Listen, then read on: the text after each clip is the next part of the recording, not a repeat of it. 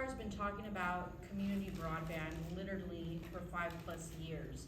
And a lot of it started when the mayor and the commission came in and we had early conversations with our school districts in terms of what can we do to help you? What are your biggest concerns, you know, when it comes to your students? And that's really how the conversation got started. Back then, and I believe you were able to hear from Dr. Daniel King earlier from Region 1. He was our superintendent at the time, and the biggest concern was that his students were having to sit at the doorsteps of their high schools, at their elementary schools, their junior highs at 8 o'clock at night to do their homework. And when our mayor heard that, he knew that was unacceptable. It was unacceptable because why should we be a community that doesn't have access and resources that you find in other metropolitan areas that other students have? So that became literally a priority for the City of Pharr. But at the same time, it was actually perfect timing because at that time, Ms. Jordana Barton was with the Federal Reserve Bank of Dallas.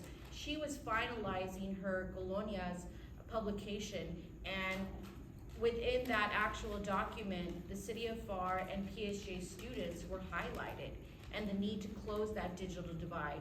So we started a partnership. You know, it turned out that the Federal Reserve Bank was one of our first initial partners exploring this. And so we knew going into this that it wasn't gonna be easy. And we say that because you have to also look at the policy climate as well on the state side and the federal end. At that time, when it came to the state side, the main concern was making sure that rural communities, school districts were connected. You know, that was the state's concern at the time. At the federal end, there wasn't a lot of discussion at the time when it came to broadband. So we knew that if we were ever going to have to be looking for funding, or if we were ever going to implement a project of this magnitude, we had to have everything in order. We had to have literally a document that was a working document for us. And so we started in terms of exploratory conversations with our community stakeholders, our school districts. What exactly would this look like at the end of the day? So there were a lot of moving pieces that were involved at the very beginning. But the biggest ticket item for us was we needed to find out exactly what it was that we needed. How much was it gonna cost? What were we really talking about? Were we talking just about the middle mile, or did we want to take it a step further? Those were the things that we were starting at the very beginning with. And at the same time, the city was also looking at how are we going to get possible funding. So we started our first initial feasibility study through the Federal Reserve Bank. At the time, we were able to get a grant from BBVA to cover our first financial study for $100K. So that was big for us because now we were able to partner with a consulting firm out of Washington, D.C., CTC, and they were able to come down, spend time with us, not only learn the region, but also really learn what is it that the city needed, potentially now and futuristically as well. And what could that potentially look like in terms of exploration into other communities as well. And that was our initial feasibility study. At the same time, the City of Pharr, myself and my partner, we handle all of the policy items for the city. So it became a priority for us literally 5 years ago, not only on the federal end, but on the state end as well.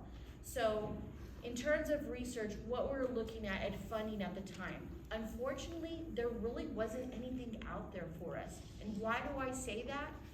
Because of the way the funding structures were set up. At that time, E-rate program, federal program that everybody's probably familiar with, it's a great program. But at that time, we were restricted. Why were we restricted? One, because it was mostly for educational type purposes. So of course our libraries, our school districts, but then you look at our school districts in our communities, and those are school districts that are almost tapped out of that funding. Why? Because of that poverty threshold that's already set in for the E-rate program.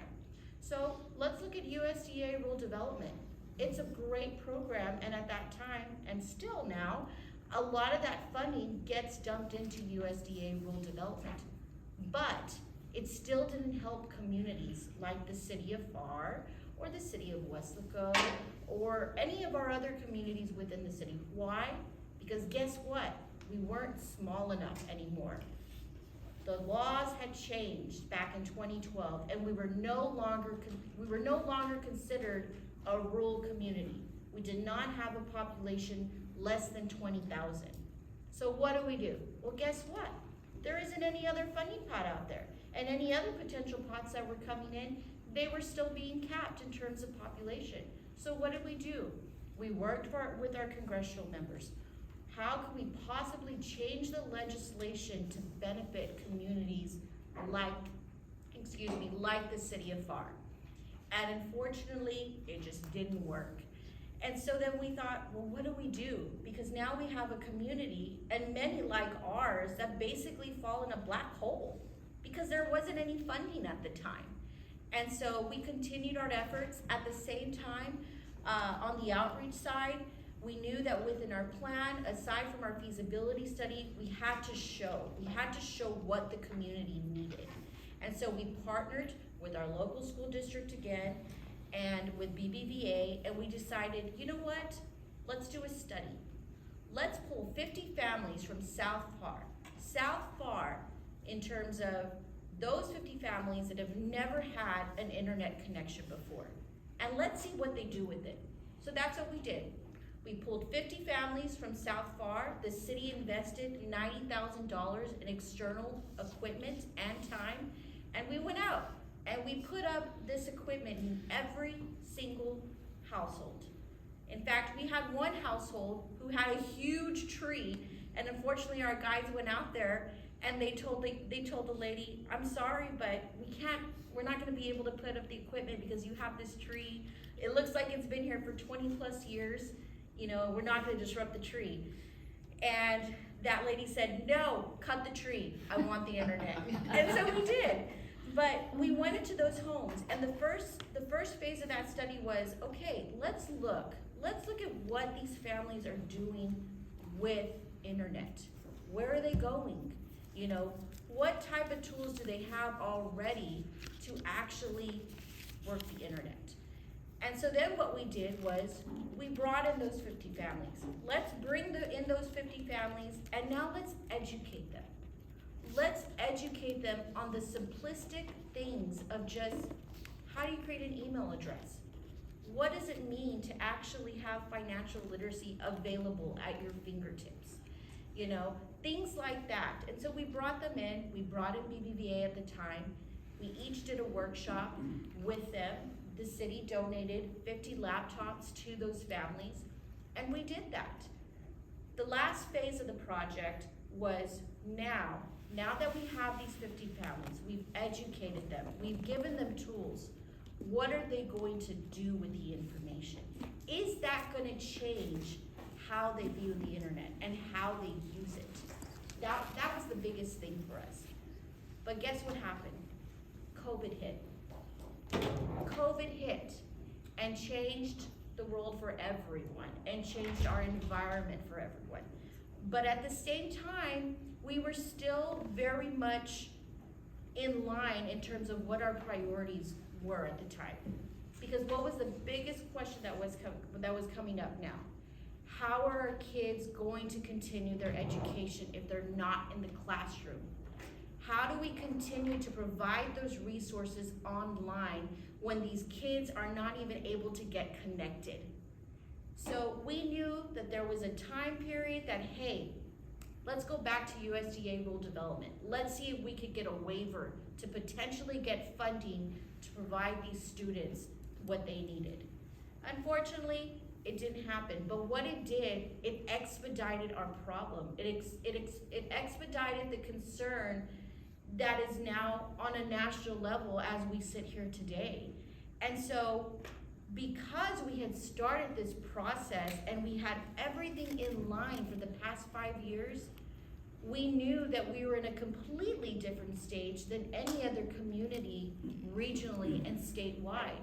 We had all our ducks in order, and we were ready in terms of potential funding that was gonna come through. And that's what we needed at the end of the day. Now, when it came to the funding side, the city decided to take a different approach because we knew that we had already been waiting too long. Our families had been waiting too long. And we knew that if we were gonna do this, the city was willing to take the burden and do this. Because at the end of the day, what was important for the mayor and for the commission was that each resident had the ability to connect to a 1 gigabyte in their home. 1 gigabyte. I live in Edinburgh. I wish I had that. And I'm sure many of you too. But can you imagine every home in South Pharr, in North Pharr, in Central Pharr will now have the option to have a 1 gigabyte in their home. At one point, we had talked to, of course, members of our state legislature, you know, people in Austin, and some of the questions we got was, why does Pharr want a 1 gigabyte per household? And we said, why not? Why not? When every other metropolitan community out there has the ability and can afford a 1 gigabyte, why can't we? And so that's where we are today. It's been an exciting process, and of course, Jose's gonna, you know, dive into all of the techie stuff, but that just gives you a really good background of where we were and now where we're at. And so it's a different playing field because as much as this has now been expedited and everybody's talking about broadband, there's a lot of funding out there, but at the same time, there's a lot of competition out there. And so it is a different playing field. But at the end of the day, the most important thing for us as a city is that we're able to service our community, our residents, and we're able to do it at an affordable price that can be controlled long-term by the city. And we don't have any community residents that are gonna be taken advantage because of it. So thank you very much.